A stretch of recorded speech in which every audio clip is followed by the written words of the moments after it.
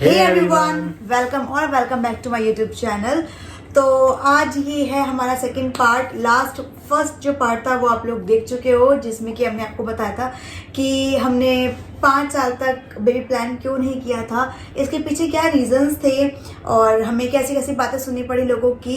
But behind the scenes कोई नहीं जानता होता कि एक्चुअल रीजन क्या था इसके पीछे। तो वो सारी बातें हमने आपके साथ शेयर की थी। ये है सेकंड पार्ट। थोड़ा सा ब्रीफ कर देती हूँ कि एक्चुअल में क्या बताया था हमने। सेप्टोप्लास्टी हुई थी मेरी नोज की, मतलब मेरे नोज से ब्लीडिंग हुई थी। सेप्टोप्लास्टी के बाद मेडिसिन चली थी मेरी, तो मेडिसिन की गर्मी की वजह से मुझे साइड इफेक्ट्स हो गए थे, जिसकी वजह से मुझे कोलाइटिस की प्रॉब्लम हो गई थी। मेरी बॉडी काफी ज्यादा कमजोर हो गई थी, वीक हो गई थी। मुझे उससे रिकवर होने में काफी टाइम लग गया। बट फिर एट लास्ट सब कुछ अच्छा हुआ, हैप्पी एंडिंग हुई हमारी उस बीमारी की और मैं हेल्दी हो गई। मेडिसिन खत्म हो गई, उसके बाद मैंने थोड़ा गैप लिया। उसके बाद हमने बेबी प्लान करना स्टार्ट किया। आज की जो वीडियो है उसका टॉपिक ये है कि हमने जो बेबी प्लान करना स्टार्ट किया तो उसके बाद हमें किन किन परेशानियों का सामना करना पड़ा और क्या ये जो बेबी हमारा अभी है ये हमारा ट्रीटमेंट चला था या फिर ये एक नॉर्मल प्रेगनेंसी है। Without any further do, let's get in the video.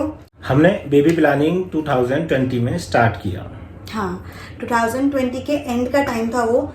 हर वो मोमेंट जब आप भी ट्राई करते हो, हर मंथ आप ट्राई करते हो, देखते हो कि है ना, वो जो प्रेगनेंसी किट होती है तो उसमें यार ये पॉजिटिव आ जाए, यार ये पॉजिटिव आ जाए। वो जो एक होती है ना एक्साइटमेंट, और वो एक जो हमें लगता है कि नहीं बस फिंगर्स क्रॉस और बस हो जाए, बट वो नहीं होता। तो 3-4 महीने लग गए, बट फिर उसके बाद फाइनली मैंने कंसीव कर लिया। फरवरी के स्टार्टिंग का टाइम था तब मुझे कंसीव हो गया and we were like so happy. आप सोच सकते हो कि कोई इतनी परेशानी झेलने के बाद जब कंसीव होता है तो हमें कितनी खुशी होती है। मतलब मैंने सबसे पहले उन्हें दिखाया and he was like so happy. जब इसने मुझे बताया कि ये प्रेग्नेंट है तो मुझे बहुत खुशी हुई कि चलो फाइनली अब हमने इसने कंसीव किया। कि अपने घर में किसी को भी नहीं बताया था कि हम प्लान कर रहे हैं, तो ये सच में एक बहुत बड़ा सरप्राइज था। ब्रेकिंग न्यूज था। ब्रेकिंग न्यूज की ऐसा था कि किसी को भी आइडिया नहीं था कि हमने ऐसा कुछ सोचा हुआ भी है। जिससे वो किट मतलब मैंने अपनी पॉकेट में रख ली। मैं जल्दी से नीचे दिखाने के लिए गई मम्मा को, अपनी सासू माँ को। तो शी वॉज लाइक कि एकदम से उनकी आंखों में आंसू आ गए थे कि अरे ये तो, क्योंकि ये फरवरी का टाइम था, 21 का फेब था। उसी मंथ के मिड में यानी 16 फरवरी को मेरे देवर की शादी थी। हमारे घर में बिल्कुल ऐसा था कि शॉपिंग और ये वो एक शादी वाला माहौल होता है ना, वो वाला टाइम था। वो इतना सा खुश हो गई और उन्होंने बोला कि ये तो ना शादी से भी बड़ी खुशखबरी है। उस टाइम मेरी सिस्टर भी रुकी हुई थी, उसको भी हाँ, वो भी वहीं पे थी। हाँ, जो मेरी नंद है प्रीति, वो भी घर पे रुकी हुई थी क्योंकि शादी का माहौल था ऑब्वियसली, तो वो शादी की वजह से ही रुकी हुई थी घर पे। सब इतने खुश हो गए, पापा जल्द से चॉकलेट वगैरह ले आए। तो बहुत अच्छा मोमेंट था, बहुत ज़्यादा हार्ट टचिंग मोमेंट था हमारे लिए। कोई नहीं, फिर 2-3 दिन तक सब कुछ अच्छा चला, सब कुछ स्मूथली चला। 3-4 दिन ही हुए थे, शादी से भी कम टाइम था। तब मुझे स्पॉटिंग हुई और हम थोड़ा सा घबरा गए कि ऐसा क्यों हुआ, ब्लड की स्पॉटिंग हुई। तो हमने चेकअप करवाया, अपना डॉक्टर से कंसल्ट करा।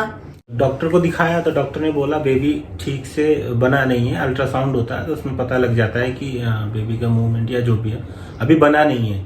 तो फिर वो बोले हम इनको इंजेक्शन वगैरह देके हम कोशिश कर सकते हैं, शायद वो स्टेबल हो जाए। मेकिंग ही बेबी की ठीक नहीं हुई थी। इंजेक्शन उन्होंने मुझे दिए बेबी को रोकने के, और इंजेक्शन देके मुझे घर भेज दिया मेडिसिन वगैरह देकर। घर पर आने के बाद मुश्किल से 4-5 घंटे ही बीते थे। मुझे जैसे पीरियड्स में होता है, हमें बहुत क्रैम्प्स होते हैं, बहुत ज़्यादा पेन होता है, पूरी बॉडी दर्द करती है और ब्लीडिंग। मुझे ये सब कुछ स्टार्ट हो गया बिल्कुल पीरियड्स की तरह। मैं बहुत ज़्यादा घबरा गई कि ये क्या हो रहा है। मतलब होता है इतना टाइम आपके मन में इतनी सारी फीलिंग्स होती हैं, फिर एकदम से सब कुछ टूटता हुआ देखो तो बहुत ज़्यादा टूटने वाली फीलिंग आती है। तो हम दोनों का ही बिल्कुल मूड एकदम ऑफ हो गया था, घर वालों का भी ऑफ हो गया था कि ये क्या हो रहा है। बहुत परेशानी वाला सीन था, बट ठीक है, फिर क्या कर सकते हैं। तो मम्मी ने कहा कि ठीक है तुम अभी वो मेडिसिन से लेते रहो डॉक्टर के पास, कल जाएंगे और उन्हें दिखाएंगे। पूरी रात मुझे ब्लीडिंग होती रही। मतलब ऐसा लगा था कि अब सब कुछ गया। हमने मन में मान लिया था कि सब कुछ गया, कुछ नहीं बचा अब। तो फिर पूरी रात मुझे नींद नहीं आई, इतना ज़्यादा इमेंस पेन हो रहा था मुझे। मतलब मैं पागल हो गई थी उस रात को। मैं लिटरली रोती रही पूरी रात। ये नहीं कि दुख के मारे रोती, दुख तो था ही, लेकिन वो दर्द इतना था कि मैं दर्द के मारे पूरी रात रोती रही, और वो सब तो चल ही रहा था। नेक्स्ट मॉर्निंग हम डॉक्टर के गए तो डॉक्टर ने बोले एक अल्ट्रासाउंड करा के देख लेते हैं क्या सिचुएशन है। जब अल्ट्रासाउंड कराने के बाद हम रिपोर्ट लेके डॉक्टर के पास गए, रिपोर्ट देखने पर डॉक्टर बोले कि ये तो नेचुरली अबॉर्ट हो चुका है, हम इसको बचा नहीं पाए, बेबी बचने लायक था भी नहीं, क्योंकि वो पहले अल्ट्रासाउंड में ही उसका मेकिंग मेकिंग सही कुछ नहीं हुई नहीं थी, था। तो इसीलिए बच्चा नेचुरली अबॉर्ट हो गया। डॉक्टर्स ने मुझे मेडिसिन दी ताकि कुछ भी अगर रिमेनिंग है बॉडी में तो वो भी निकल जाए। मतलब बच्चा हमारा वो अबॉर्ट हो गया, नेचुरली अबॉर्ट हो गया। शादी का टाइम, आप सोचो कि 4 दिन बाद आपके घर में शादी हो, लिटरली 13th को मतलब मुझे बेबी अबॉर्ट हुआ है और 16th की शादी थी, तो वो वाला टाइम इतना ज़्यादा परेशानी भरा था मेरे लिए कि ये क्या हो रहा है। मतलब मेरा एक ही देवर है और इकलौता देवर है, मैं उसकी शादी पूरी तरह से एंजॉय करना चाहती थी, और ये खुशी बढ़ गई थी कि मैं प्रेग्नेंट हूँ, तो मैं चाहती थी कि कितना एक अच्छा सा माहौल बन गया था।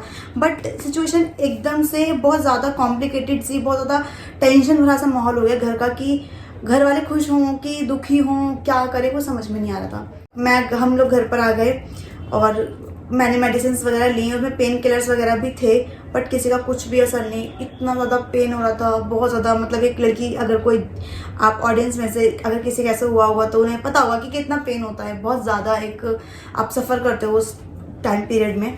तो डॉक्टर्स ने बोला कि आप 10-15 दिन बाद एक फिर से अल्ट्रासाउंड करवाना और हमें रिपोर्ट्स दिखाना, हम देख लेंगे कि अच्छे से क्लीनिंग हो गई अंदर से या नहीं। अगर नहीं हुई होगी, कुछ भी रिमेनिंग होगा, तो फिर फिर उसके बाद आपका अबॉर्शन होगा, जो एक ट्रीटमेंट है वो होगा। घर पर आ गई, हरीरा वगैरह खाया, घर की जो देसी चीज़ें होती हैं वो भी खाई, और वो चीज़ें इतनी असर करी कि एकदम से, क्योंकि जो इमेंस पेन था वो एकदम से सब कुछ ख़त्म हो गया, दर्द ख़त्म हो गया और बच्चा अच्छे से अबॉर्ट हो गया। तो मैं पूरे 2 दिन तक रेस्ट पे रही। बिल्कुल शादी के जो 1 दिन पहले का जो फंक्शन होता है, बस मैंने वो अटेंड किया था, हल्दी वल्दी का फंक्शन था। सिर्फ 15th को मैंने वो फंक्शन अटेंड कराया, बाकी मैं 2 दिन तक पूरे बेड रेस्ट पे थी। फिर नेक्स्ट डे शादी थी और फिर शादी हम लोगों ने अटेंड करी। घर वाले, रिश्तेदार सब होते हैं शादी में, तो सभी लोग आते हैं, तो होता है ना कि सब पे पता चल जाती है बातें, तो थोड़ा सा और अजीब सा लगता है कि यार तुम ठीक हो, अरे टेंशन मत लेना, ये वो। तो मतलब उस टाइम पे हमारा किसी से बात करने का मन नहीं करता, बट फिर भी वो सब चीज़ें देखनी पड़ती हैं। टाइम सब कुछ हील कर देता है। 10-15 दिन बीत गए, तब मैंने एक अल्ट्रासाउंड फिर से करवाया, जिसमें कि छोटा सा क्लॉट रिमेनिंग था। 2 mm का वो क्लॉट था, बहुत ही माइनर सा होता है, बट स्टिल आपकी बॉडी के लिए वो घातक होता है अगर कुछ भी रिमेनिंग रह जाता है बॉडी के अंदर।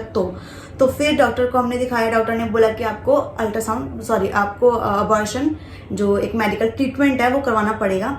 तो फिर वही हुआ, मैंने अबॉर्शन करवाया अपना। हमने 5-6 महीने का अच्छा खासा गैप लेने के बाद बेबी प्लान करने का सोचा, जैसा कि डॉक्टर ने कहा था। तो 5-6 मंथ्स के गैप के बाद फिर हमें ज़्यादा इंतजार नहीं करना पड़ा, और मतलब बहुत कम टाइम पीरियड के अंदर ही हमें फाइनली गुड न्यूज़ दोबारा से मिल गई। यस। तो जैसा कि लोग सोच रहे थे कि हमने कुछ कोई मेडिकल ट्रीटमेंट लिया है क्या, या एक नॉर्मल एक प्रेगनेंसी है, नॉर्मल कंसीव किया मैंने, तो हाँ, ये बिल्कुल नॉर्मल और बिल्कुल नेचुरल कंसीव हुआ है। हमने कुछ भी ट्रीटमेंट की हमें ज़रूरत नहीं महसूस हुई। बट होता है ना, आपको बहुत ज़्यादा डर होता है इस चीज़ का, कि आप बहुत ज़्यादा डरे हुए होते हो कि नहीं अब कुछ गलत ना हो, पहले हो गया तो ठीक है, बट अब कुछ नहीं होना चाहिए। तो हम वही बहुत ज़्यादा अपने आप में इनसिक्योर थे। फिर हमने अपने घर में बता दिया, बट कहीं पर किसी को भी कुछ नहीं बताया, क्योंकि हम बस ज़्यादा इनसिक्योर थे अपनी पूरे खुशी और इन सब चीज़ों को लेकर। इसीलिए मैंने इंस्टाग्राम पर भी कुछ भी अपडेट नहीं करा था कि क्या चल रहा है मेरी लाइफ में, मैं क्यों इनएक्टिव हूँ।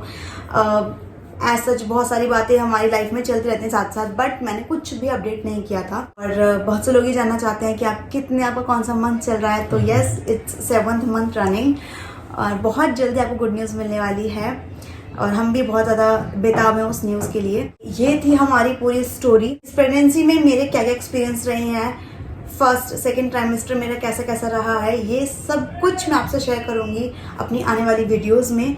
तो आप उन वीडियोस का ज़रूर वेट करना, और ज़रूर वो वीडियोस आएंगी। पूरी कोशिश करूंगी कि अपनी जितनी भी बातें हैं, जितनी भी आपकी क्वेरीज हैं जो आपने मुझसे पूछी थी, उन सब के आंसर करूँगा। That was our video. Hope you like this video. Hope कि आपको आपकी जो अभी तक की क्वेरीज थी अभी तक की, जो इस ड्यूरेशन तक की, वो सॉर्ट आउट हो गई होंगी। जिन लोगों के माइंड में ये क्वेश्चन था कि ये प्रेगनेंसी, क्योंकि सबसे ज़्यादा मेजर क्वेश्चन यही था कि ये एक ट्रीटमेंट के थ्रू हुआ है या फिर एक ये नेचुरल प्रेगनेंसी है, तो ये हम क्लियर कर चुके हैं इस वीडियो में कि एक नेचुरल, कम्प्लीटली नेचुरल प्रेगनेंसी है। इसमें हमने कोई ट्रीटमेंट नहीं लिया था। और मैं भगवान से, हम दोनों भगवान से ये दुआ करेंगे कि किसी को भी ट्रीटमेंट की ज़रूरत ना पड़े, सबके घर में खुशी आए और बहुत जल्दी आए और नेचुरली आए और बहुत हेल्दी बेबी उन्हें मिले। आप सब भी हमारे लिए दुआ करना कि हमें भी एक बहुत ही प्यारा सा लड़का या लड़की, कुछ भी हो, बट बहुत हेल्दी और बहुत अच्छे से सब कुछ हो। अब प्रेगनेंसी से जुड़ी हुई आगे वीडियोस आती रहेंगी, तो डू लाइक आवर वीडियो और चैनल को सब्सक्राइब अगर नहीं करा अभी तक तो सब्सक्राइब करें, जल्दी से सब्सक्राइब करें, बेल आइकन को प्रेस करें और कमेंट करके जरूर बताना कि आपको अभी तक के पार्ट कैसा लगा। कोई क्वेरी हो तो ज़रूर पूछना। I try to answer each and every comment. ठीक है, मिलते हैं अगले वीडियो में। Tata, bye bye.